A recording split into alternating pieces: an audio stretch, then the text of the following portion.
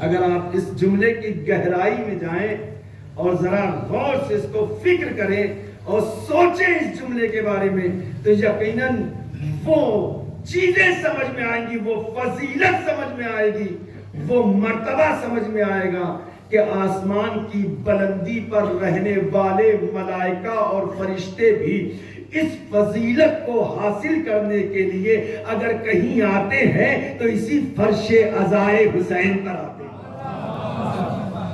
اسی فرش عزا پر آتے ہیں۔ وَإِلَّا فرشتوں کو یہاں آنے کی کوئی ضرورت نہیں ہے۔ فرشتہ کیا کرنے آئے گا بھیا ڈھولکا میں؟ فرشتے کو کوئی ضرورت ہے یہاں سوائے گندگی کے، یہاں کے تمام چیزوں کے، ہمارے پسینوں کے، ہمارے بدبو کے اور تمام چیزوں کیا ملنے والا؟ اس کے علاوہ کچھ ملے گا؟ اور اگر ہم اپنی بات کریں تو آپ تو ماشاءاللہ بہت اچھے ہیں مجھ سے، لیکن میں اپنی بات کروں تو اس گنہگار کے پاس آنے سے کیا فائدہ؟ یہ گنہگار ہے۔ فرشتہ کون ہے؟ جس سے گناہ سرزد نہیں ہو سکتا۔ بڑی توجہ چاہتا ہوں، فرشتہ کسے کہتے ہیں؟ فرشتہ وہ ہے کہ جو کبھی بھی گناہ کا گمان بھی نہیں کر سکتا ہے۔ گناہ تو دور کی بات ہے، گناہ کا گمان بھی نہیں کر سکتا ہے۔ اس کی لغت میں گناہ کا لفظ ہی نہیں پایا جاتا۔ صلوات پڑھ دیں محمد علیہ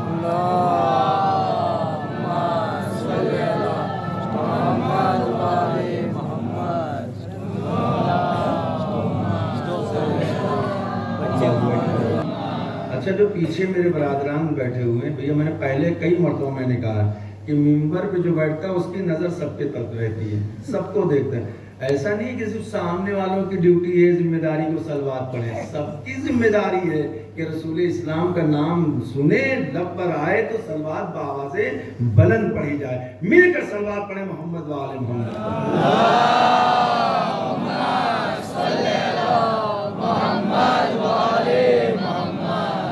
صلوات پڑھیں اتنی جم کے کہ یہاں سے آپ کی آواز کربلائے معلیٰ جائے اور یہ ہدیہ ہو امام حسین کی خدمت میں۔ مل کر صلوات پڑھیں محمد وآل محمد۔ اللہم صلی علی محمد وآل محمد۔ لگ رہا ہے کہ مولائیوں کا مجمع، تھوڑا جان والے، مولائی جان والے ہوتے ہیں، بے جانوں کو مولائی نہیں کہتے۔ صلوات پڑھیں محمد وآل محمد پر۔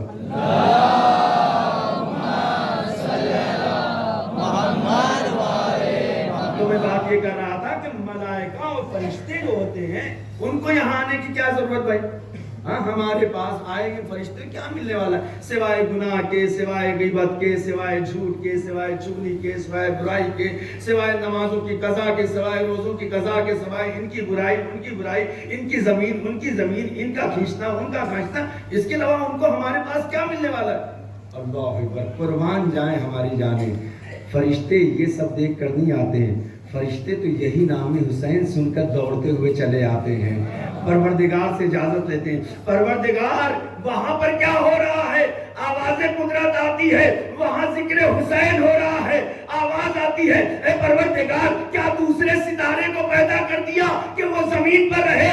آواز آتی نہیں، یہ ذکر حسین کی روشنی ہے جو آسمان کے ستاروں سے زیادہ چمک رہی ہے۔ فرشتے کہتے پروردگار ہمیں بھی وہاں کا حصہ بننا ہے تاکہ ہم بھی اس نور میں شامل ہو جائے۔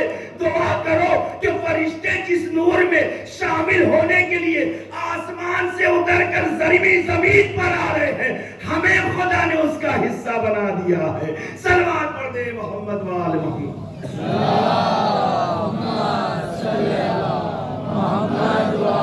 فرشتہ آتا ہی ہے نام حسین پر۔ فرشتہ جب بھی آئے گا تو نام حسین ہی پر آتا ہے، یا تو فرش اعظم پر آتا ہے، یا فرشتوں کو آتے ہوئے دیکھا کہ وہ جو کربلائے معلیٰ میں آتے ہیں، صف در در صف فرشتوں کی لگی ہوئی ہے، ہجوم در ہجوم ہے کہ جو فرشتوں کا چلا آ رہا ہے۔ ایک در اور دیکھا کہ وہاں بھی فرشتے آتے ہوئے نظر آئے۔ وہ کون سا در تھا؟ وہ بی بی سیدہ کا در تھا، لیکن وہاں بھی وجہ جو بنے تھے امام حسن اور امام حسین ہی بنے تھے۔ سورہ دہر یاد ہے آپ کو کہ جب امام حسن امام حسین کی طبیعت خراب ہوئی، تھوڑا ناساز ہوئی، تو آپ بی بی نے دعا مانگا کہ اگر منت مانگا کہ اگر میرے دونوں شہزادوں کی طبیعت صحیح ہو جاتی ہے تو ہم روزہ رکھیں گے۔ بڑی توجہ چاہتا ہوں، ہم روزہ رکھیں گے۔ ادھر بی بی نے روزہ رکھا اور پھر اس کے بعد جب روزہ کھولنے بیٹھی، گھر کے سارے افراد جناب امام حسن بھی ہیں، امام حسین بھی ہیں، بی بی سیدہ بھی ہیں، مولائے کائنات بھی ہیں، اور ساتھ میں گھر کی کنیز فضہ بھی ہے۔ جیسے ہی پہلے دن بیٹھے، فقیر، یتیم، اسیر، 3 دن تک سلسلہ جاری رہا۔ واقعہ سنا سنایا ہے، قرآن پڑھا پڑھایا ہے، لیکن کبھی افلا یتدبرون القرآن، کبھی ہم نے غور و فکر کیا اس کے اوپر؟ کبھی فکر کیا کہ اگلے 3 دن تک فرشتہ آیا ہے، کس لیے آ رہا ہے؟ آواز آئی، اب یہاں پہ کسی اور کام سے نہیں آ رہا ہے، وہ سائل بن کر آ رہا ہے۔ ایک دن آتا ہے فقیر بن کر، ایک بار دن آتا ہے یتیم بن کر، مسکین بن کر، اسیر بن کر آ رہا ہے۔ کس لیے آ رہا ہے؟ اس لیے تاکہ روٹیوں کو لے اور یہاں سے آسمان پر لے کر جائے۔ قربان جائیں ہماری جانیں، روٹیاں تو ایسی ہوں کہ جو آسمان تک پہنچ جائیں، گھر تو ایسا ہو کہ جہاں کی روٹیاں آسمان کو پہنچے۔ اب یہاں پہ چونکہ بات آ گئی ہے، آج ایک بات اس سرزمین پر بیان کرتے چلوں۔ آپ سے میں سوال کرتا ہوں کہ یہ جو روٹیاں جو بن رہی تھی، یہ روٹیوں کو بنانے والا کون تھا؟ بڑی توجہ چاہتا ہوں۔ آپ کہیں گے بی بی سیدہ، ظاہر سی بات ہے بی بی سیدہ کے ہاتھ کی روٹیاں آسمان پر نہیں جائیں گی تو اور کہاں جائیں گی؟ اس کا مقام وہیں پر تو ہے۔ لیکن پھر آپ کھڑے ہو کر آپ میں سے کوئی کہے گا مولانا آپ ہی لوگ تو بیان کرتے ہیں کہ بی بی سیدہ نے گھر کا کام آدھا آدھا تقسیم کر دیا تھا، ایک دن جناب فضہ کام کریں گی، ایک دن جناب فاطمہ زہرا کام کریں گی۔ بات ہے نا واضح؟ یعنی ایک دن فضہ کام کریں گی، ایک دن جناب زہرا کام کریں گی۔ اس کا مطلب تو یہ ہوا کہ فرشتہ جو آسمان سے روٹی لینے کے لیے فاطمہ کے در پر آیا ہے، وہ 3 دن تک لگاتار آتا رہا ہے، تینوں دن روٹی لے کر گیا ہے۔ اس کا مطلب کیا ہوا؟ ایک دن اگر کام، پہلے والا دن کام جو ہے جناب فضہ کے ذمہ تھا، بڑی توجہ چاہتا ہوں، تو دوسرے دن کے کام کی ذمہ داری کس کی تھی؟ فاطمہ زہرا کی ذمہ داری تھی۔ پھر تیسرے دن کس کا نمبر تھا؟ اللہ اکبر۔ یا اس کو پلٹ دیجئے، اگر پہلے دن جناب فاطمہ زہرا کی باری تھی، نوبت تھی، تو دوسرے دن کس کی باری تھی؟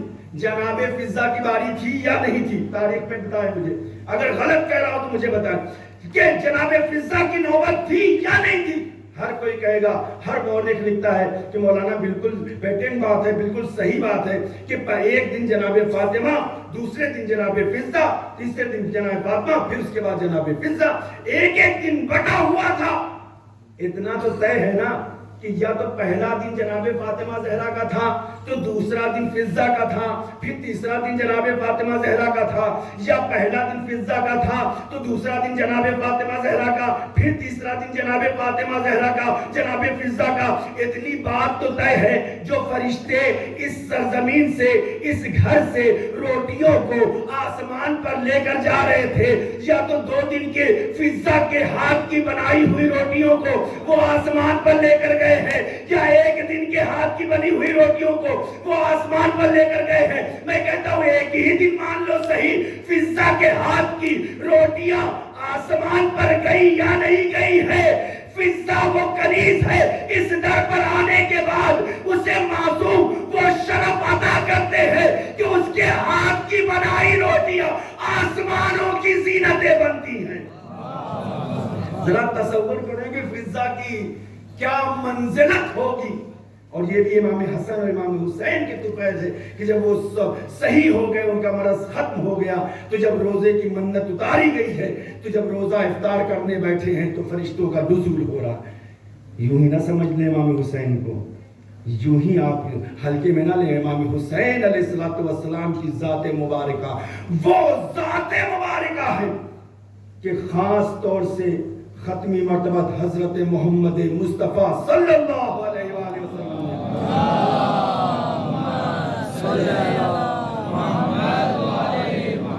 سینکڑوں مرتبہ یہ سمجھایا ہے کہ حسین کون ہے؟ ہاذا حسین فارفو، ہاذا حسین فارفو، خطبہ دے رہے ہیں، حسین کو سمجھا رہے ہیں، نماز پڑھ رہے ہیں، حسین کو سمجھا رہے ہیں، میدان میں ہے حسین کو سمجھا رہے ہیں، جنگ میں ہے حسین کو بتا رہے ہیں، گھر میں ہے حسین کو دکھا رہے ہیں، چادر قصہ میں ہے حسین کو دکھا رہے ہیں، آیہ مباہلہ میں ہے حسین کو دکھا رہے ہیں۔ گویا کہ جس جس مقام پر رسول کا گزر ہوتا ہے حسین کو پہچانواتے جاتے ہیں اور لوگوں سے بتا رہے ہیں حسین منی وانا من الحسین، میں حسین سے ہوں اور حسین مجھ سے ہے۔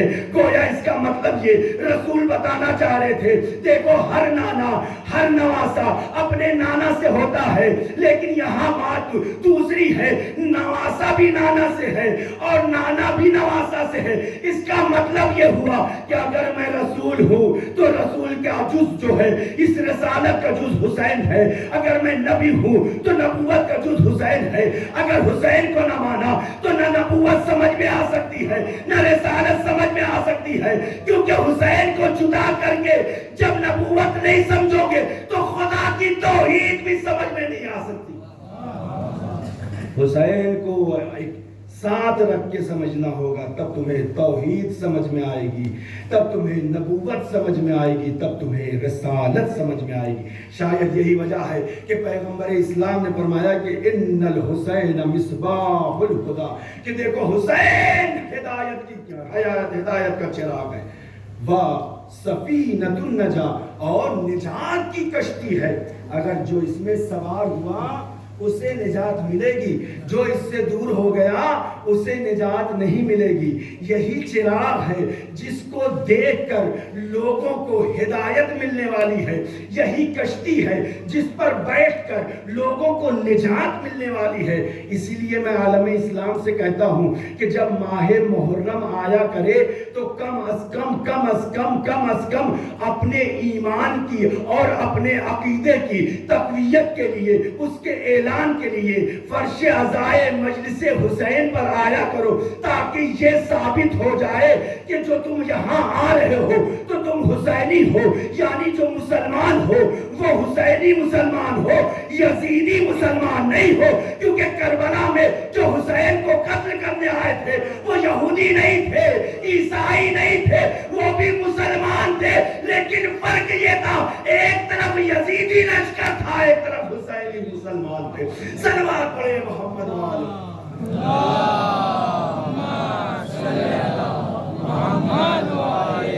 مجلسوں میں آؤ تاکہ پتہ چلے کہ ہم حسینی مسلمان ہیں۔ کربلا کے بعد یہ فیصلہ ہو گیا کہ کون حسینی مسلمان ہے اور کون یزیدی مسلمان ہے۔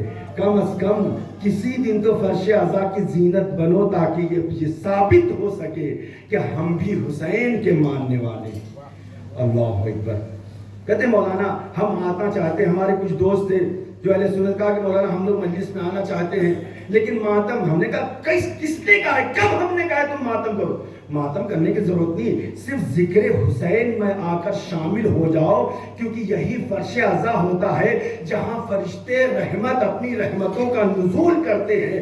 جب جب علی کا نام آتا ہے، جب جب حسن کا نام آتا ہے، جب جب حسین کا نام آتا ہے، جب جب فاطمہ کا نام آتا ہے، یہ فرشتے وہی ہوتے ہیں، یہ فرشتے رحمت ہوتے ہیں جو خدا کی رحمتوں کو نازل کرتے ہیں، کیونکہ امام فرماتے ہیں وہ جگہ جہاں ہمارا ذکر ہوتا ہے وہاں خدا کی کثیر تعداد میں نعمتوں کا نزول ہوتا ہے۔ اب اگر خدا کی رحمت چاہتے ہو، اگر خدا کی نعمت چاہتے ہو، ہمارے ذکر سے اپنی بزم کو اس طرح سے منور کرو کہ ساری رحمتیں تمہارے حصے میں آ جائیں، کیونکہ یہ رحمتوں کا باب ہے، رحمتوں کا دروازہ ہے، نعمتوں کا دروازہ ہے۔ باب الجنہ حسین باب من ابواب الجنہ۔ رسول اسلام فرماتے ہیں ان الحسین باب من ابواب الجنہ، حسین جنت کے دروازوں میں سے ایک دروازہ ہے. تم اگر داخل جنت ہونا چاہتے ہو تو حسین کے دروازے سے آنا پڑے گا. تمہیں جنت میں داخل ہونا ہے تو حسین سے ہو کر آنا پڑے گا، کیونکہ سید شباب اہل جنہ اگر کوئی ہے تو وہ حسین کی ذات مبارکہ ہے. تم حسین کو چھوڑ کر یہ اگر چاہو کہ ہم جنت میں چلے جائیں تو یقینی طور پر ہو سکتا ہے کہ پاسپورٹ بنوا لو، ویزا بنوا لو، لیکن آخری وقت میں جب ویزے کی چیکنگ ہونے لگتی ہے تو اجازت اسے ملتی ہے جس کا امیگریشن ہوتا ہے. بغیر امیگریشن کے وہ داخل نہیں ہو سکتا. حسین کی محبت تمہاری امیگریشن ثابت ہوگی. حسین سے محبت کرو تاکہ امیگریشن تمہارا ثابت ہو سکے. محبت کو اجاگر کرو تاکہ یہ ثابت ہو کہ ہم جنت میں جانے کے حقدار. اور یقینی طور پر یہی نجات کی کشتی ہے، یہی ہدایت کا چراغ ہے. لوگ کہتے ہیں مولانا امام حسین اور پنجتن پاک کا تذکرہ قرآن میں کہاں ہے، نام بتائیے آپ. ہم نے کہا بالکل، اگر قرآن کو غور سے پڑھیں تو خداوند عالم نے ایک ایک معصوم کا نام قرآن مجید میں لکھا ہے. پوری توجہ میں چاہتا ہوں، پورے مجمع سے کوئی بھی اٹھ کر مجھ سے پوچھ سکتا ہے، مجھے برا نہیں لگتا ہے. ایک ایک کا نام لکھا ہے. کہاں لکھا ہے؟ عقل چاہیے. کہاں لکھا ہے؟ عقل والوں کے لیے ہے، علم والوں کے لیے ہے، سمجھداروں کے لیے ہے. اچھا، رسول اسلام نے کیا اپنے بچوں کے صرف ایک ہی نام رکھے تھے؟ بڑی توجہ چاہتا ہوں. کئی نام کتابوں کو اٹھا کر دیکھیں. خود امام حسین علیہ السلام کے نہ جانے کتنے نام ہیں. تقریباً 45 نام تو مجھے یاد ہے، اس کے علاوہ بہت سے نام ہیں. امام حسن کے نام مجتبی بھی ہیں، امام حسن سبزکربہ بھی ہے. امام حسین کے ناموں میں سے سید الشہداء بھی ہے، حسین بھی ہے، شبیر بھی ہے، مجتبی بھی ہے، مصطفیٰ بھی ہے، یحییٰ بھی ہے، زکریا بھی ہے، اور بھی بہت سے صفات کو مولانا حسین کے رسول اسلام نے نقل فرمایا. کہاں ذکر کیا؟ ہم نے کہا خداوند عالم نے بلا فاصلہ اپنے نام کے ان کے نام کو ذکر کیا. اچھا، اب تو اور بڑا مسئلہ ہو گیا. خدا نے اپنے نام کے بعد فوراً ان کا نام تذکرہ کیا. ہاں بالکل کیا ہے. میں کہتا ہوں سورہ نور کسی کو یاد ہے کہ نہیں؟ بھلے یاد نہ ہو لیکن قرآن مجید میں ہے کہ نہیں ہے؟ سورہ نور ہے کہ نہیں ہے؟ پہلے یہ تو کنفرم کریں. کتنے لوگ کہتے ہیں ہے؟ صلوات پڑھیں محمد والے محمد.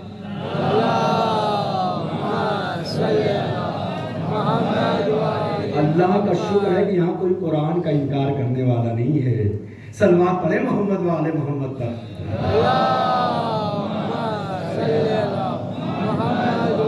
سورہ نور قرآن مجید کا ایک مکمل سورہ. نور لائٹ کو کہتے ہیں، روشنی کو کہتے ہیں، ضیاء کو کہتے ہیں، چراغ کو کہتے ہیں، جو ہر طرف منور کر دے اسے نور کہتے ہیں.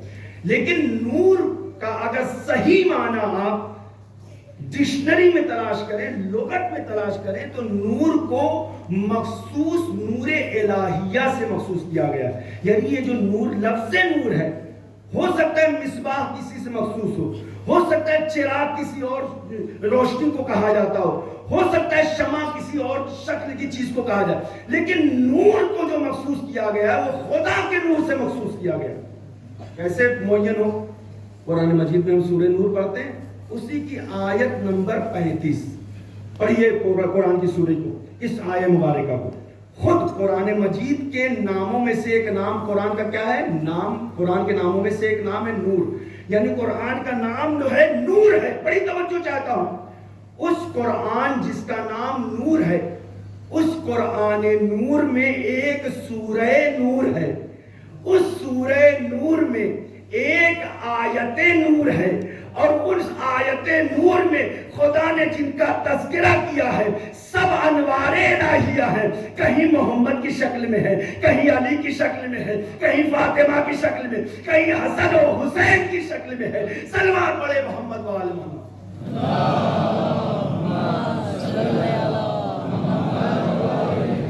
اب میں آیت کو پڑھنے لگا ہوں. آیت مبارکہ قرآن کیا ہے؟ سورہ نور کی. بسم اللہ الرحمن الرحیم.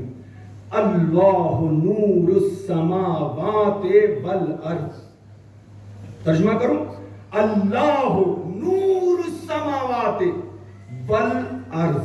ایک دن اس آیت کے سلسلے بیان کر چکا ہوں. کہ سماوات 7 آسمان، زمین، یہ زمین جس پر ہم لوگ رہتے ہیں، اللہ نور ہے. کہاں کا نور ہے؟ سماوات والارض، آسمانوں کا نور ہے، 7 آسمانوں کا نور ہے اور زمین کا نور ہے. یہیں سے توجہ کریے گا، اگر اس کو سمجھ گئے تو انشاءاللہ بڑا مزہ آئے گا. اللہ نور السماوات والارض، اللہ آسمانوں کا نور ہے اور کہاں کا نور ہے؟ زمین کا نور ہے. یعنی اگر زمین پر بھی کوئی نور ہے تو خدا کا نور ہے، آسمان پر بھی اگر کوئی نور ہے تو وہ خدا کا نور ہے. یعنی ہر طرف اگر ضیا پھیلی ہوئی ہے تو وہ خدا کے نور سے ہے. چاہے جو چیز ہو، جتنی بھی چیزیں چمک رہی ہے، سب خدا کے انوار الہیہ سے چمک رہی ہیں، اسی کے نور سے منور ہے. اللہ اکبر. اب اس کے بعد کا جملہ، اس کے بعد کی آیت، اللہ نور السماوات والارض، یہاں تک تو توحید بیان ہوئی کہ اللہ زمین کا نور ہے اور آسمانوں کا نور ہے. مثل نورہ کمشکات، بالکل اسی آسمان اور زمین کے نور کی طرح.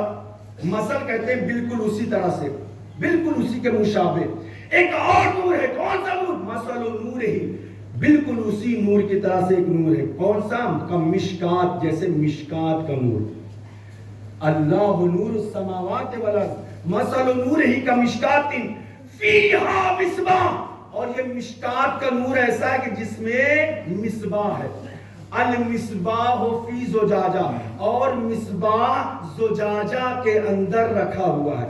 الزجاجۃ کأنہا کوکب دری، اور یہ زجاجہ بالکل کوکب دری کی طرح سے چمک رہا ہے. کوکب دری ایک ستارے کو کہتے ہیں کہ سارے ستارے اگر غائب ہو جائے آسمان سے پھر بھی اس کی روشنی ختم نہیں ہوتی ہے، وہ چمکتا رہتا ہے. قرآن نے کوکب دری سے مثال دیا ہے کہ یہ کوکب دری کی طرح سے مصباح بھی چمکتا ہے، زجاجہ بھی چمکتے ہیں. اور یہ دونوں نور کس میں پائے جاتے ہیں؟ مشکات میں پائے جاتے ہیں. کوکب دری کأنہا کوکب دری یوقد من شجرۃ مبارکۃ زیتونۃ لا شرقیۃ ولا غربیۃ یکاد زیتھا یضیء ولو لم تمسسہ نار. اور یہ نور وہ ہے کہ جو ایک شجرہ طیبہ سے منسلک ہے، اس کے زیتون سے، اس کے تیل سے، اس کے ذریعے سے یہ سارے انوار الہیہ چمک رہے ہیں، دمک رہے ہیں، روشنی پھیلا رہے ہیں. صرف یہی نہیں ہے، نور علی نور. صرف یہ نور نہیں بلکہ ایک نور کے بعد دوسرا نور آتا ہے، دوسرے کے بعد تیسرا آتا ہے، تیسرے کے بعد چوتھا آتا ہے. یہ نور کا سلسلہ کبھی ختم نہیں ہوتا ہے. نور علی نور. اللہ اکبر. ابھی تک میں نے قرآن پڑھا ہے اور قرآن کی آیت کا ترجمہ کیا ہے، لیکن ابھی اس کے معنی بیان نہیں کیے ہیں. آئیے مفسرین سے پوچھتے ہیں کہ ذرا آپ بتائیے، قرآن کی نظر میں، حدیث کی نظر میں، اہل سنت کی تفسیریں ہو، اہل تشیع کی تفسیریں ہو، دنیا کے کسی بھی انسان نے تفسیر لکھی ہو، بتاؤ اس کی تفسیر کیا ہے، اس کا مفہوم کیا ہے، اس کا مطلب کیا ہے، اس کا مصداق کیا ہے؟ مشکات کس کو کہتے ہیں؟ مصباح کس کو کہتے ہیں؟ زجاجہ کسے کہا جاتا ہے؟ کوکب دری کسے کہا جاتا ہے؟ شجرہ کسے کہا جاتا ہے؟ شجرہ طیبہ کسے کہا جاتا ہے؟ نور نور سے مراد کون ہے؟ نور علی نور سے مراد کون لوگ ہیں؟ ایک مرتبہ جب تفسیر کو پڑھنا شروع کیا تو تفسیر نے باقاعدہ طور پہ کہا کہ اللہ نور السماوات والارض، اللہ زمین کا بھی نور ہے. بڑی توجہ میں نتیجے تک آ گیا ہوں. اللہ زمین کا نور ہے اور آسمانوں کا نور ہے. مثل نورہ کمشکات، اسی کے نور کی طرح سے بالکل مشابہ ایک نور ہے جسے نور فاطمہ سیدہ کہا جاتا ہے. سارے اہل تفسیر نے کہا ہے مشکات سے مراد بی بی فاطمہ ہے، ان کے علاوہ کوئی نہیں ہو سکتا. مشکات فیہا، اسی مشکات سے نکلے ہوئے دو نور ہیں. ایک مصباح ہے، ایک زجاجہ ہے. مصباح بھی خود سے نہیں چلتا ہے بلکہ وہ بھی زجاجہ کی مدد سے چلتا ہے. بتایا کہ زجاجہ امام حسن ہے، مصباح امام حسین ہے. تمہارے پاس دلیل کیا ہے؟ دلیل حدیث رسول ہے، ان الحسین مصباح الہدی. صلوات پڑھ دے محمد و آل محمد.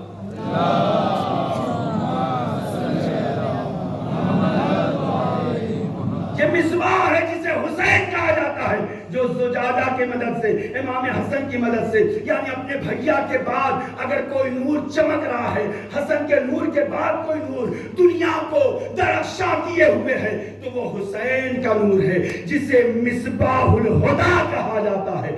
اور یہ دونوں نور بھی قبلہ چمکتے ہیں اپنی روشنی سے نہیں، بلکہ کوكب دری کی روشنی سے، اس کے نور سے، اس کی ضیاء سے پوری دنیا کو روشنی پھیلاتے ہیں۔ مفسرین مجھے بتائے کہ ہر لقب کسی نہ کسی کو دے ضرور دیا گیا، کسی نہ کسی کا مصداق کوئی بن گیا، لیکن کوكب دری جس کے لیے لقب خلق ہوا ہے، بتاؤ وہ ذات مبارکہ کون ہے؟ ساری اہل سنت کی تفسیریں لکھتی ہے کوكب دری سوائے ذات علی ابن ابی طالب کے کوئی اور نہیں ہے۔ صلوات پڑھ دے محمد و آل محمد۔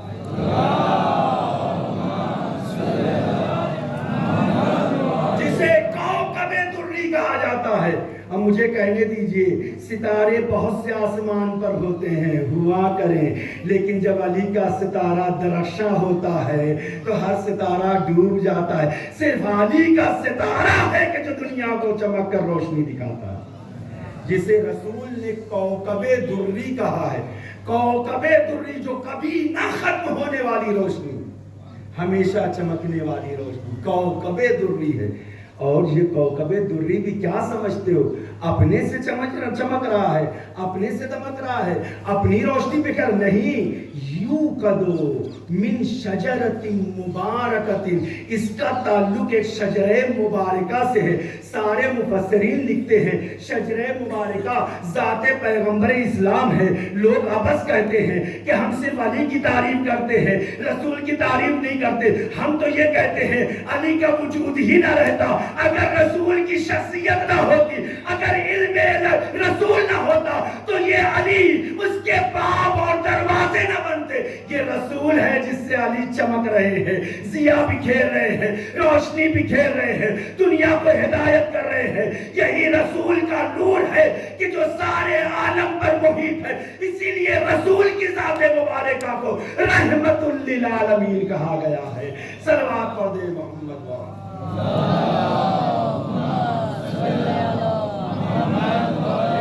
یوقد من شجرۃ مبارکۃ زیتونۃ لا شرقیۃ ولا غربیۃ۔ دیکھو نہ کوئی مشرق ہے نہ کوئی مغرب ہے، جہاں دیکھو گے وہاں پر انہی کے انوار الہیہ کی روشنی ہے۔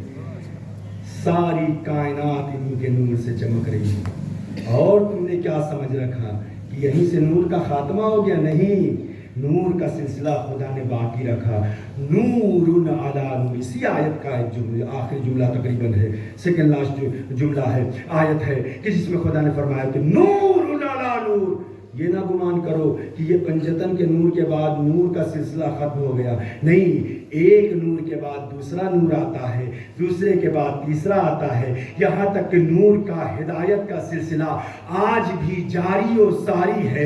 وہ نور چاہے جہاں بھی رہے، چاہے بدلیوں کی اوٹ میں رہے، چاہے غیب کے پردے میں رہے، اپنے تمام انسانیت کو ہدایت پہنچاتا ہے۔ اس کی ذمہ داری ہے سب کو روشنی پہنچانا، جیسے سورج ہے، چاہے وہ بادل ہو چاہے وہ اندھیرا ہو، لیکن ہر انسان جب دن کا وقت ہوتا ہے اس چیز کا اقرار کرتا ہے کہ سورج نکلا ہوا ہے تبھی تو دن ہے، اگر سورج نہ ہوتا تو رات ہو جاتی۔ بالکل اسی طریقے سے یہ انوار اہل بیت ہے جو چمک کر ساری دنیا کی ہدایت کر رہے ہیں، اور ہر کوئی ان کے نور سے مستفیض ہو رہا ہے۔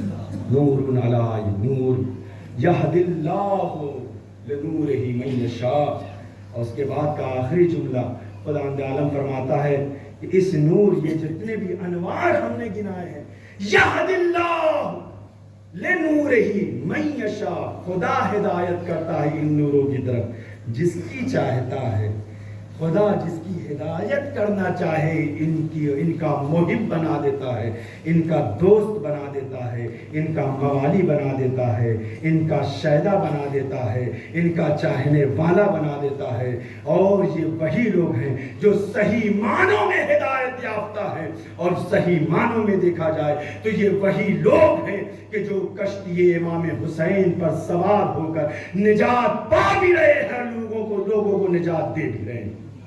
اور حقیقت میں اگر دیکھیں تو یہ ہدایت کا سلسلہ نہ کل رکا تھا نہ آج رکا ہے۔ آج پوری کائنات میں آپ کسی کا بھی نام لیں، کسی کے بھی نام لے لیں، ہم اپنا نام لے لیں، اپنے عالم کا نام لے لیں، کسی کا بھی نام لے لیں، ایک مدت تک اس کا نام و نشان ہوتا ہے، ایک زمانے تک، ایک وقت تک، ایک مکان تک اس کا نام محدود ہوتا ہے، اس کی خدمتیں محدود ہوتی ہیں، اس کی تمام چیزیں محدود ہوتی ہیں، لیکن ساری دنیا میں اس کا نام و نمود نہیں ہوتا ہے، ہر زمانے میں اس کا نام نہیں ہوتا ہے، ہر وقت اس کا ذکر نہیں ہوتا ہے۔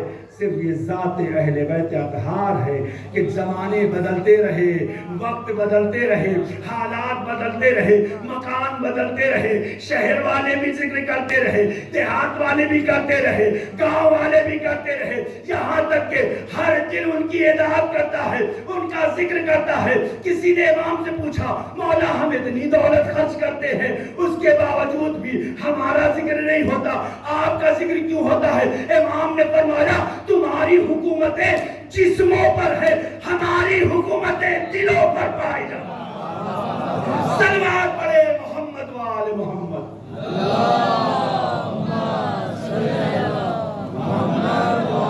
دلوں پہ اگر حکومت ہو تو وہ ختم نہیں ہوتی۔ یہی وجہ ہے کہ آج حسین کی حکومت ہر دل پر ہے، ہر قلب سے آواز آ رہی ہے، حسین ہمارے، حسین ہمارے۔ ابھی اربعین آ رہا ہے، نہ جانے کتنے افراد آپ کے شہر سے، آپ کے قصبے سے حسین مظلوم کی زیارت کے لیے جائیں گے۔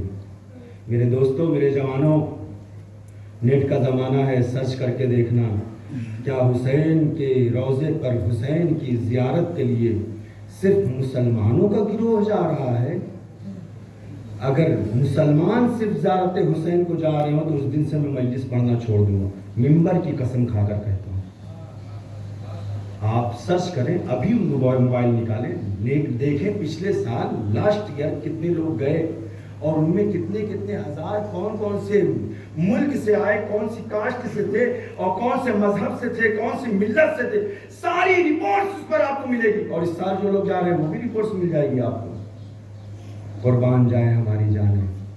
پتہ چلا حسین سے محبت کرنے کے لیے صرف مسلمان ہونا ضروری نہیں ہے، یہودی بھی محبت کرتا ہے، عیسائی بھی محبت کرتا ہے، ہندو بھی محبت کرتا ہے، سکھ بھی محبت کرتا ہے۔ دنیا کی ہر قوم، ہر مذہب کا ماننے والا اگر کسی سے سب سے زیادہ عشق کرتا ہے تو وہ حسین، کیونکہ حسین اس عشق کے لائق ہے، اس عشق کی بلندی پر ہے۔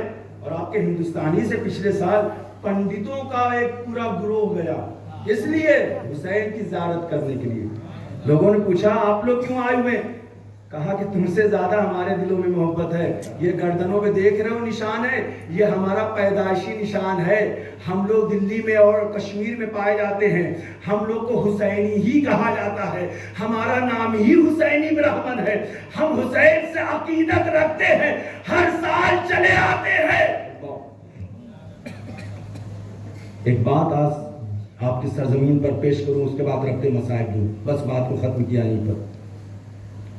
اسلام میں قرض لینا مکروہ کام ہے۔ علماء میری تائید فرمائی، قرض لینا مکروہ ہے یا نہیں؟ قرض جتنا ہو سکے کوشش کرے کہ نہ لے، کیونکہ قرض اچھی چیز نہیں ہے، ہاں اگر ضرورت ہو ایک الگ میٹر ہے، لیکن مکروہ کام ہے۔ اسلام نہیں اجازت دیتا کہ آپ کوئی مکروہ کام بھی انجام دیں، لیکن واحد حدیث امام صادق سناؤ، چھٹے امام کی حدیث، امام فرماتے ہیں کہ میرے جد ابا عبداللہ الحسین کی زیارت کے لیے اگر تمہیں قرض بھی لینا پڑے تو قرض لے کر جاؤ، میں امام صادق وعدہ کرتا ہوں کہ تمہارا قرض ادا کروں گا۔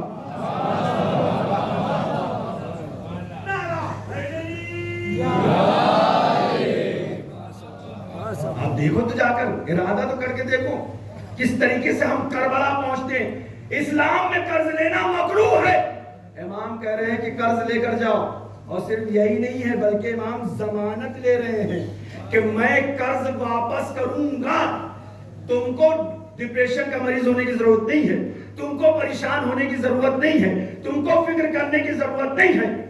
قبلہ ہم لوگ تو وہی ایرانی اور عراق میں رہا کرتے تھے، حضور ہمارے گواہی دیں گے، نہ جانے کتنی زیارتیں کیا، ہم لوگ وہیں پہ رہتے تھے، زائرین لاکھوں کروڑوں کا مجمع آتا تھا ہمارے وطن سے قریب، بڑی توجہ چاہتا ہوں۔ دو واقعہ سناؤں گا، ایک ہندوستان کا اور ایک پاکستان کا۔ واقعہ بہت چھوٹا ہے، پہلے پاکستان کا واقعہ سنا دوں۔ ایک قافلے میں ایک شخص ہے کہ ہر سال زیارت حسین کو آ جاتا ہے، تقریباً 35 سال سے۔ کتنے سال سے؟ 35 سال سے۔ بھیا پیچھے والوں بولو، کتنے سال سے؟ 35 سال سے آ رہا۔ لوگوں نے ہمیں بھی بتایا، شوق ہوا کہ ذرا ملے بھیا اس سے، اس زائر سے ملا جائے کہ جس نے 35 سال حسین کی زیارت کیا، اس کی زیارت کر لیا گویا حسین کی زیارت کر لیا۔ اللہ، اس کے ہاتھوں کو چوم لیا گویا ہم نے زری کے کو بوسہ دے دیا، اس کو اگر ہم نے گلے لگا لیا گویا ہم نے زری کو گلے لگا لیا۔ اس سے بڑھ کر میرا عقیدہ ہے یہ، میں اپنا عقیدہ بیان کر رہا ہوں، یہ ہو سکتا ہے آپ اس سے متفق نہ ہو، لیکن میرا تو عقیدہ یہی ہے، کوئی زائر جا رہا ہے وہاں سے دھاگے لے کر آ رہا ہے، اس سے تو بہتر یہ ہے کہ میں اس کے ہاتھوں کو چوم لوں۔ اس کا ہاتھ زیادہ دیر تھا یا دھاگا زیادہ دیر تھا؟ اللہ اکبر، اللہ اکبر۔ لیکن ہم لوگوں نے اپنے آپ کو محدود کر لیا ہے۔ دل میں حسین اگر آ جائے تو ظاہری چیزوں کی کوئی وقت نہیں رہتی ہے، دل سے جا حسین ہونا چاہیے۔ لوگوں نے کہا کہ مولانا چلیے ملتے ہیں، میں نے کہا بالکل ملیں گے، اس میں کون سی دور ہے بھائی؟ ایک ظاہر حسین ہے، اس کے قدموں کی خاک کو اگر میں سرما بنا لوں تو کم ہے۔ روایتوں میں ہے کہ جو ظاہر حسین ہوتے ہیں انسان تو تھوڑا سا کراہیت محسوس کرتے ہیں، جب زیارت کر کے نکلتے ہیں تو فرشتے اور اجنہ اس کے قدموں کی خاک کو نکال کر اپنی آنکھوں کا سرما بناتے ہیں اور شفا کے لیے اسے لے جاتے ہیں۔ روایت پیش کیا ہے، میں نے اپنی جیب سے نہیں بات بیان کیا اسے، میں نے کہا چلو ملاقات کرتے، گئے ملاقات کرنے کے لیے، ملے اس سے، سلام دعا، ہاتھ ملایا، سب کچھ ہوا۔ میں نے پوچھا صحیح بتانا کہ 35 سال سے، اس کا مطلب بہت مالدار ہو گئے تم تو، ماشاءاللہ سے پیسے والے۔ چلو جوان تھا ماشاءاللہ سے۔ ہاں میں نے کہا آپ تو جوان ہو اور ماشاءاللہ پیسے والے ہوں گے، ہر سال چلے آتے ہیں۔ بولو پاکستان نزدیکی صحیح لیکن پیسہ تو لگتا ہے نا، آپ چلے آتے ہیں۔ اللہ اکبر۔ کہا مولانا سننا چاہتے ہو یا کمنٹس کرنے آئے ہو؟ بڑی توجہ۔ میں نے کہا نہیں سننا چاہتا ہوں، میں بھی ایک ذاکر ہوں۔ کہا کہ حقیقت سناتا ہوں۔ میں نے کہا حقیقت سنا، ممبر سے کہہ رہا ہوں حقیقت سناتا ہوں۔ میں نے کہا سناؤ حقیقت۔ کہا مولانا جب پہلی مرتبہ آنا ہوا تو میں نے بڑی کوشش کیا کہ زیارت حسین پر جاؤں، لیکن پیسہ اکٹھا نہ ہو سکا۔ میں نے ایک حدیث سن رکھا تھا آپ ہی علماء سے کہ امام نے فرمایا قرض لے کر جاؤ، میں تمہارا قرض ادا کر دوں گا۔ جب میں نے دیکھا کہ میں نے قرض بھی مانگنا شروع کیا، کسی نے مجھے، غریبوں کا اچھا کوئی قرض بھی نہیں دیتا، بڑی پریشانی تو یہ، جبکہ خداوند عالم کہہ رہا کہ ضرورت مندوں کو، غریبوں کو قرض دو، لیکن ہم لوگ کیا کرتے ہیں، جو امیر ہوتے بس انہی کو، جس سے ملنے کی امید ہوتی، لیکن اگر بیچارہ غریب ہے ہمیں تم کیا دے سکو گے، تمہاری کیا وقت ہے، تمہاری کیا حیثیت ہے۔ قرض اسلام کی مدد ہے، خدا کہتا ہے جس نے قرض مومن کو دیا گویا خدا کا ہاتھ پکڑ کے اس کی مدد کیا۔ اللہ اکبر۔ یاد رکھنا جملہ، امیروں کو کا جیب بھر دیا تو کون سی بڑی بات، اگر کسی غریب کا بھر کے دیکھو کہ خدا کتنا خوش ہوتا ہے، خدا کتنا ہم سے راضی ہوتا ہے۔ کہا مولانا جب قافلہ چلا گیا میں بہت رویا، پیسہ نہیں اکٹھا ہو سکا۔ میں نے پھر اگلے سال سوچا کہ اب کچھ بھی ہو جائے لیکن میں زیارت کر جاؤں گا، بھلا مجھے کچھ بھی کرنا پڑ جائے۔ دوسرے سال پھر میں نے بڑی محنت مزدوری کیا لیکن اتنا پیسہ نہیں ہو پایا، کیا کروں۔ قافلہ جانے والا انہوں نے کہا کہ بھیا جلدی پاسپورٹ جمع کرو، 1 ہفتہ رہ گیا ہے، اگر پیسہ نہیں دیا تو پھر نہیں جا پاؤ گے اس سال بھی۔ میں نے کہا ٹھیک، تم کو 1 ہفتے سے پہلے پیسہ لا کے دوں گا۔ اللہ اکبر۔ وہ کہتا ہے مولانا میں گیا ہاسپٹل میں اور ہاسپٹل جانے کے بعد اپنی کڈنی کو بیچ دیا۔ کیا سن رہے ہو؟ میں نے اپنی کڈنی کو بیچ دیا اور کہا جو پیسہ ملے کسی کو بتانا مت۔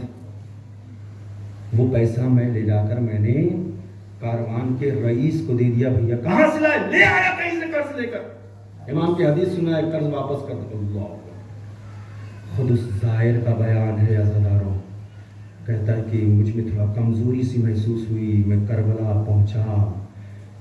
جب میں کربلا کی زیارت کے لیے پہنچا تو عجیب سی کشی طاری ہوئی، میں بے ہوش ہو کر گر گیا۔ روضے میں نہیں جا پایا تھا کہ میں گر گیا۔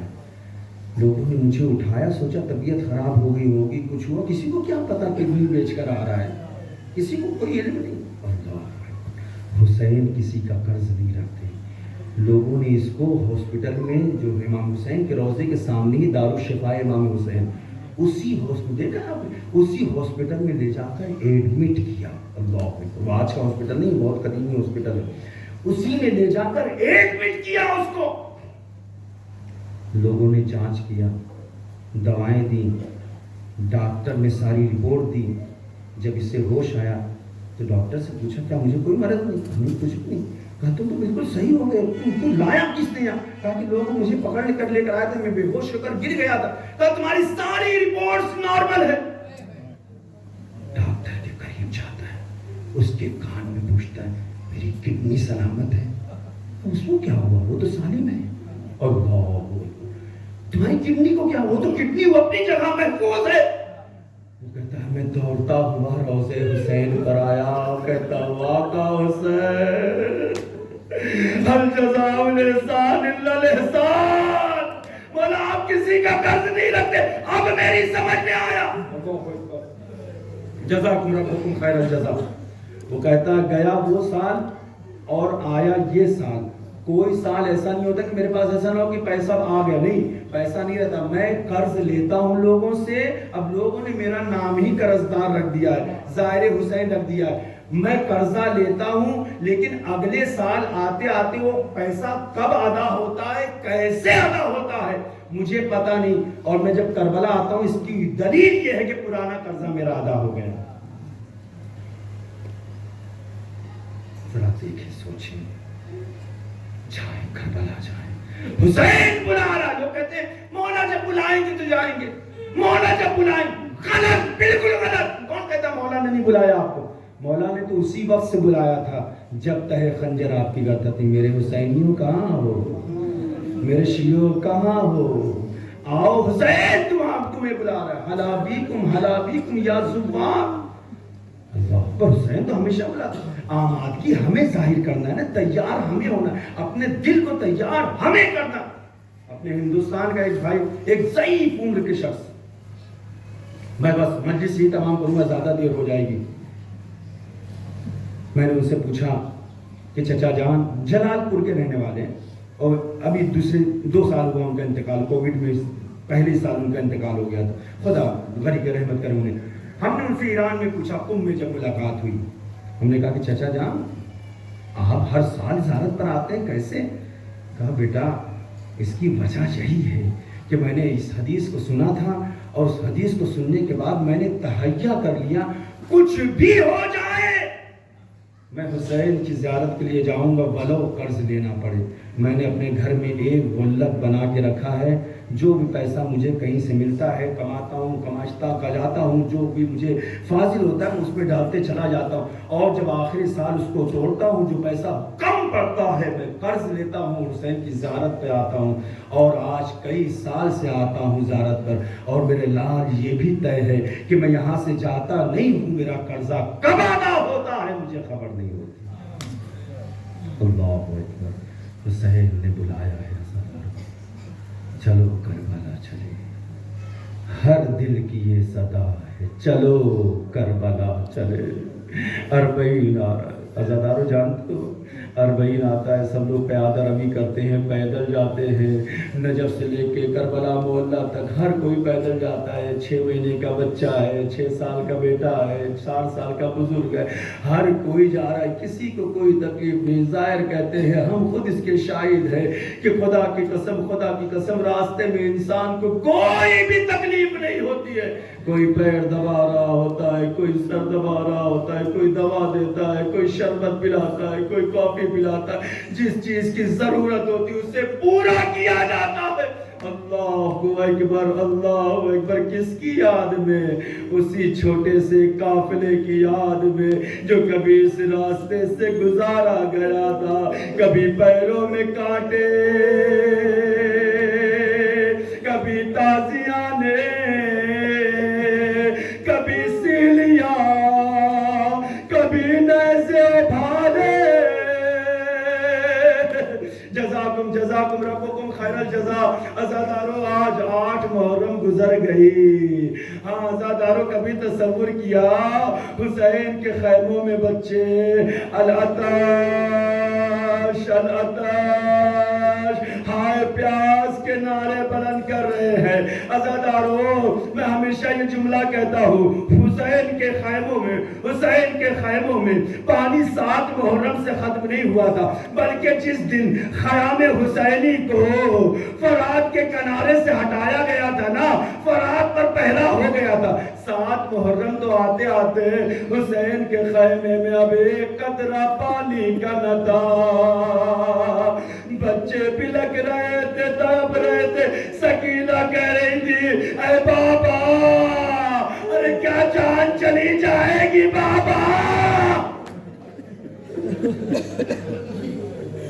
ہاں جزاکم ربکم خیر الجزا۔ پیاس کا ایسا غلبہ ہے، ایسا لگتا ہے کہ زبانیں نکل آئیں گی، بچے بے ہوش ہو کے گر رہے ہیں۔ ہاں عزادارو ہوش میں آتے ہیں تو کس طرح سے کبھی ماں آنسو بہاتی ہے، کبھی باپ آنسو بہاتا ہے، اور یہ آنسوؤں کی وجہ سے بچے بے ہوشی سے ہوش میں آتے ہیں، لیکن jیسے ہی ہوش میں آتے ہیں پھر ایک سوال کرتے ہیں، اماں کیا چچا گیا، کیا بھیا گیا، اے بابا؟ کبھی تصور کیا عزادارو؟ ہاں عزادارو پیاس کا کبھی تصور کیا ہے؟ صبح سے شام تک پانی نہ پیو نا عزادارو، زبان میں کانٹے پڑ جاتے ہیں۔ ذرا کوئی ان یتیم بچوں سے، ان چھوٹے بچوں سے پوچھے جو 3 دن سے بالکل تشنا تھے، زبانیں نکل آ رہی تھی، کانٹے پڑ گئے تھے۔ ہاں عزادارو جب زیادہ پیاس ہوتی ہے نا تو آنکھوں کے سامنے اندھیرا چھا جاتا ہے۔ مجھے نہیں پتا کربلا کے شہداء جب جنگ کر رہے تھے فوجی نظر آتے بھی تھے یا نہیں؟ ہاں عزادارو جزاکم ربکم خیر الجزا۔ ہاں 8 محرم گزر گئی، لیکن کبھی تصور کیا روزے عاشوراء حسین لاشوں پہ لاشیں اٹھا رہے ہیں، ایک دن میں بڑا گھر لٹ گیا، ایک دوپہر میں زہرا کا چمن اجڑ گیا۔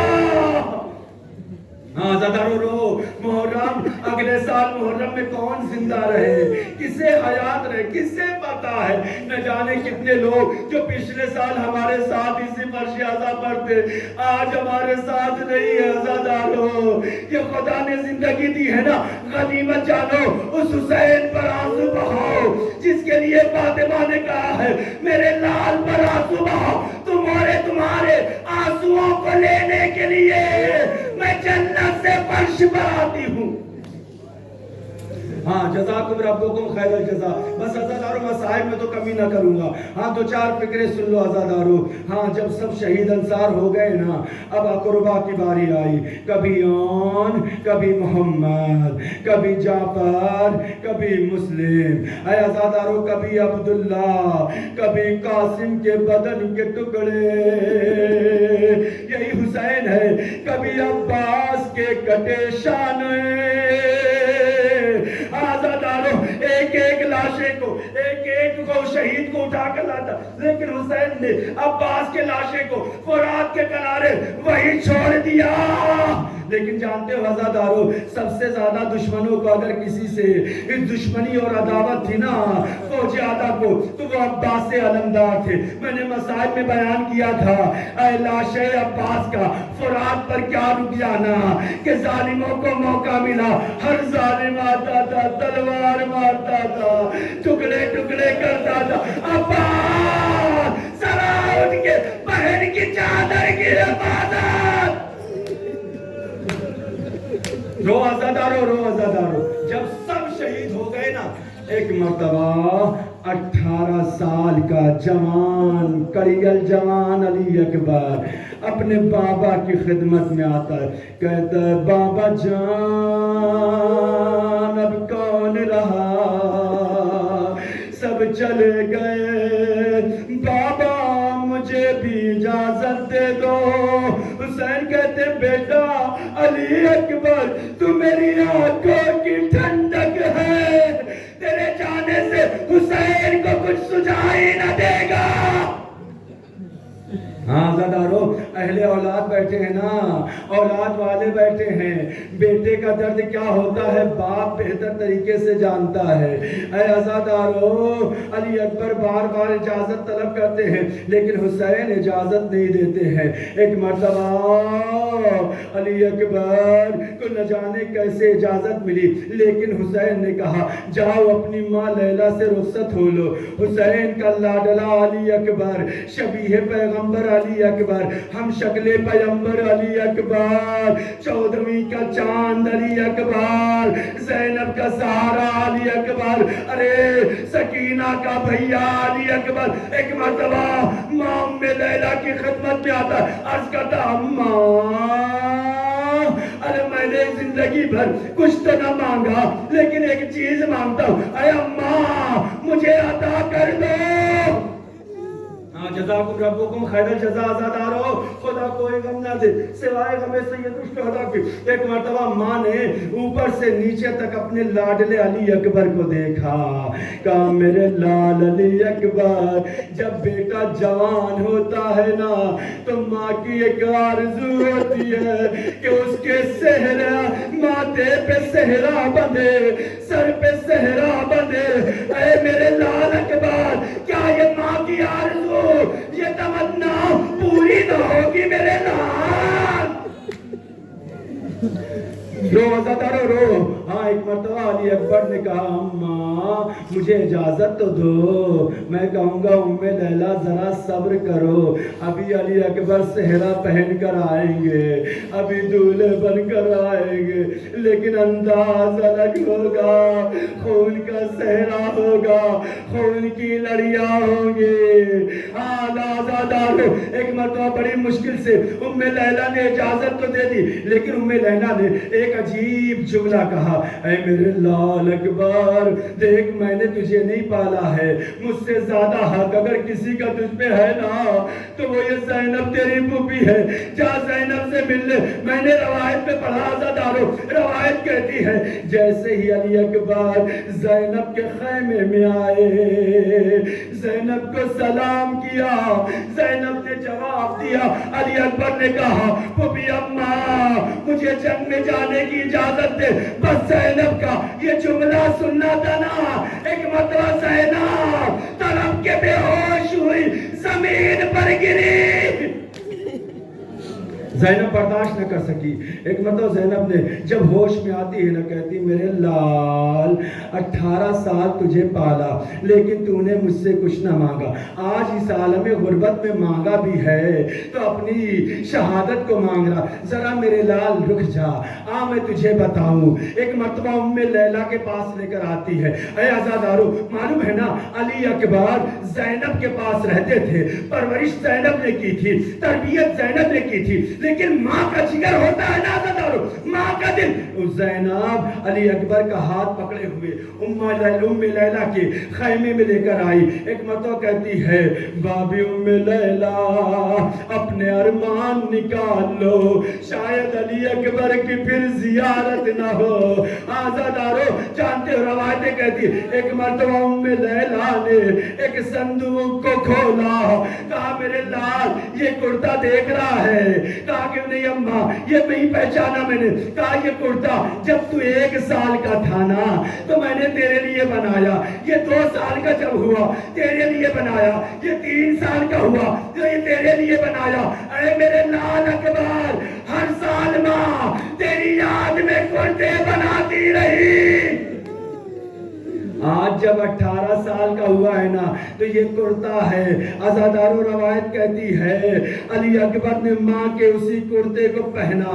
یہ میدان کربلا کا دوسرا شہید ایسا ہے, دوسرا جوان ایسا ہے جو بغیر زرہ کے سفید کرتے میں وارد جنگ ہو رہا ہے. نہیں پتا عزادارو علی اکبر کو بیویوں نے کیسے جدا کیا, کیسے الوداع کہا, لیکن حمید کہتا ہے جب علی اکبر نکلے ایسا لگ رہا تھا کوئی جنازہ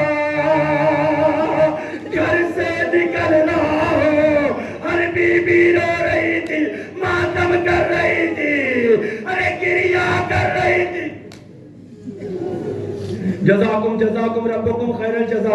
آپ کی آواز گریہ بلند ہے نا عزادارو. ہاں ایک مرتبہ حسین کا یہ لال میدان کارزار کی طرف جب بڑھنے لگا نا, حسین نے خود علی اکبر کو سواری پہ سوار کرایا ہے. ایک مرتبہ عزادارو بیٹے سے کہا خدا حافظ, بیٹا خدا حافظ. عزادارو ایک مرتبہ علی اکبر نے تھوڑی دور جانے کے بعد محسوس کیا کہ کوئی ہے جو میرے پیچھے پیچھے آ رہا ہے. مڑ کر دیکھا صحیح باپ گرتے سمرتے ہوئے ارے علی اکبر کے پاس آ رہا. علی اکبر نے کہا بابا آپ نے تو الوداع کہہ دیا تھا. ہاں عزادارو تاریخی جملہ حسین نے ادا کیا, میرے لال کاش صاحب اولاد ہوتے تو اس درد کو سمجھتے. اچھا میرے لال خدا حافظ, میرے لال خدا حافظ. جاؤ, تمہیں خدا کے حوالے کیا, تمہیں رسول کے حوالے کیا, تمہیں علی کے حوالے کیا, تمہیں فاطمہ زہرا کے حوالے کیا میرے لال. لیکن ایک کام کرنا, جب تک جاتے رہنا مڑ مڑ کے باپ کو دیکھتے رہنا. ارے تیرے دیکھنے سے باپ کی زندگی میں زندگی ہے, ارے جس میں روح باقی ہے. اے میرے لال اگر تو چلا گیا حسین بے موت کا مر جائے. عزادارو تاریخ مقتل کہتی ہے حسین کے لیے سب سے بڑی شہادت یہی تھی کہ علی اکبر چلے گئے. اب ظالموں کو کچھ نہیں کرنا تھا. حسین تو اسی وقت شہید ہو گئے تھے جب علی اکبر میدان میں گئے ہیں. وہ تلوار چلائی ہے عزادارو, 400 سے زیادہ دشمنوں کو فنار کیا ہے. بس آخری جملہ ادا کر رہا ہوں عزادارو, مجلس تمام ہو رہی ہے. جنگ کرتے کرتے اب جب ظالموں نے دیکھا, پسر سعد نے ایک آواز بلند کی, ارے کس سے لڑ رہے ہو؟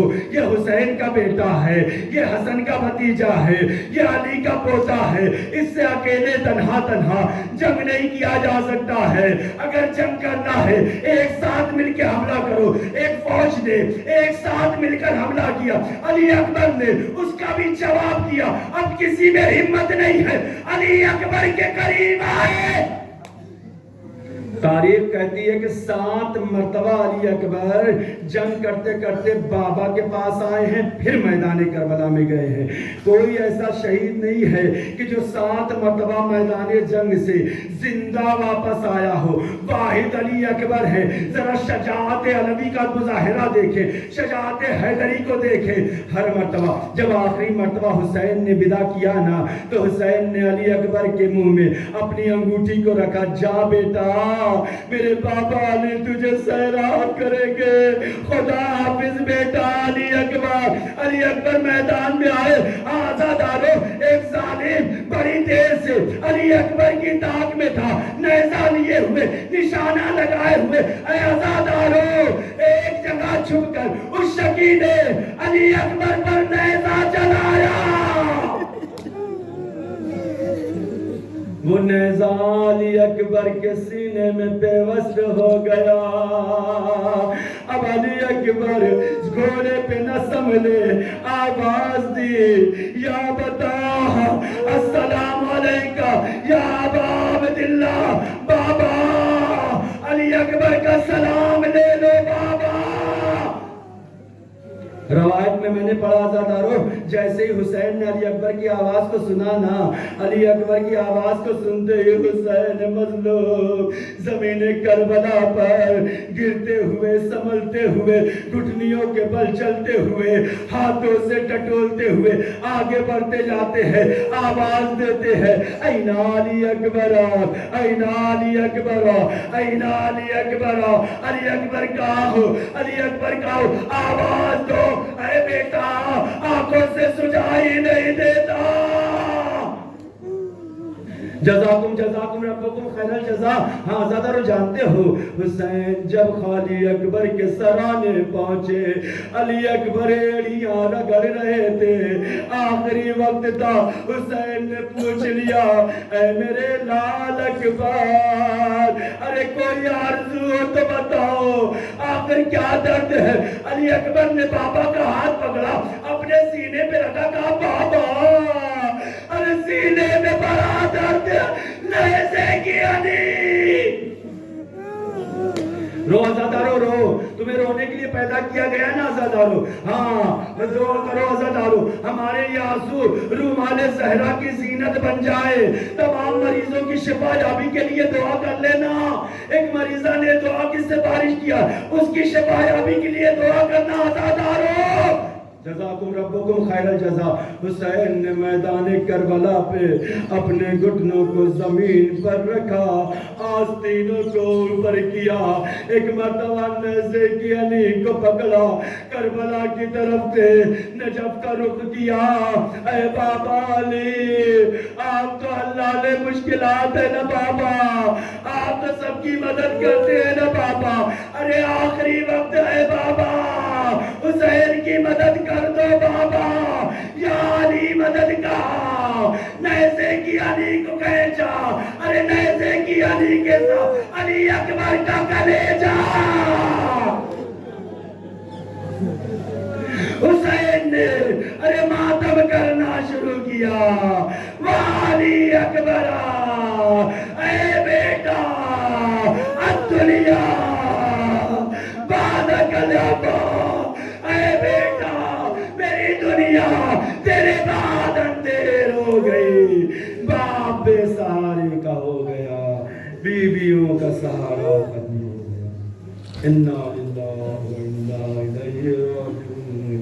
رضم بقضائہ و تسلیما لامر یا اللہ، یا اللہ، یا حمید یا محمود بحق محمد، یا اعلی بحق علی، یا قادر بحق فاطمہ، یا محسن بحق الحسن، یا قدیم الاحسان بحق الحسین العطشان، وبحق الائمة التسعة الطاہرین من ذریۃ الحسین علیہم الصلاۃ والسلام۔ خدایا بحق ائمہ معصومین، ہمارے درمیان جو بھی مشکلات و پریشانیوں میں گرفتار، ان کی مشکلات و پریشانیوں کو دور فرما، جو مقروض ہیں ان کے قرضوں کو از غیب ادا فرما، جتنے بھی بیمار ہیں انہیں شفا کامل و عاجل عطا فرما۔ خدایا تجھے واسطہ اس فرش عزا کا، تجھے واسطہ حسین کی مظلومیت کا، جہاں کہیں بھی لوگ پریشان ہیں ان کی مشکلات و پریشانیوں کو دور کر دے۔ اے میرے اللہ، جتنے بھی زائرین حسین کی زیارت کے لیے گئے ان کی زیارتوں کو قبول فرما، سفر کی مشکلات کو دور فرما۔ خدایا ہمارے تمام مرحومین پر اپنی رحمتوں کا نزول فرما۔ اے میرے اللہ، تیری بارگاہ میں دعا ہے، اپنی آخری حجت امام عصر کے ظہور پر نور میں تعجیل فرما، اور ہم سب کو ان کے اعوان و انصار میں شمار فرما۔ ربنا تقبل منا انک انت السمیع العلیم۔ آپ حضرات سے گزارش ہے